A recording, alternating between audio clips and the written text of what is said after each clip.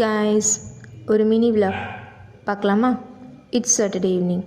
இந்த சம்மர் சீசன்லேயே இன்றைக்கி தான் கிளைமேட் கொஞ்சம் சில்லாக இருந்துச்சு. ஸோ ஒர்க் முடிஞ்சு வந்ததுமே நானும் அவரும் பாப்பா கூட டெரஸில் விளாண்டுட்டு இருந்தோம்.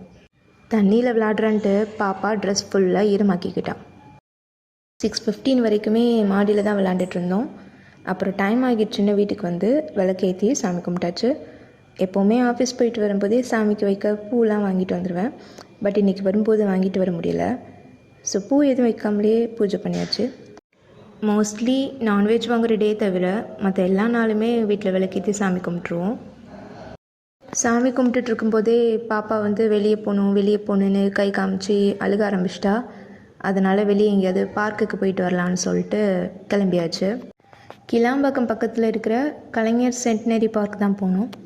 இந்த பார்க்கில் ப்ளே ஏரியா கொஞ்சம் சின்னதாக தான் இருக்கும், ஆனால் வாக்கிங் ஏரியா நல்லா பெருசாகவே இருக்கும்.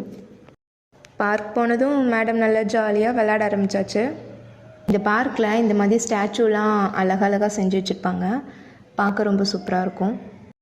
பார்க் போயிட்டு வீட்டுக்கு வர்றதுக்கே மணி 8:30 ஆயிடுச்சு. இதுக்கு மேலே வீட்டில் வந்து அவளுக்கு சாப்பாடு செஞ்சு கொடுக்க முடியாதுன்னு வரும்போதே கடையில் இட்லியும் சாம்பாரும் அவளுக்காக வாங்கிட்டு வந்துட்டோம். எங்களுக்கு மதியத்துக்குள்ளே சாதமே மீது இருந்தனால நாங்கள் அதையே சாப்பிட்டாச்சு. ஸோ வேலையெல்லாம் முடிச்சுட்டு நைட்டு குக்கு வித் கோமாளி பார்த்துட்டே தூங்கிட்டோம். பிடிச்சிருந்தா ஒரு சின்ன லைக் கொடுத்துட்டு சேனல் சப்ஸ்கிரைப் பண்ணிக்கோங்க. தேங்க்ஸ் ஃபார் வாட்சிங். பாய்.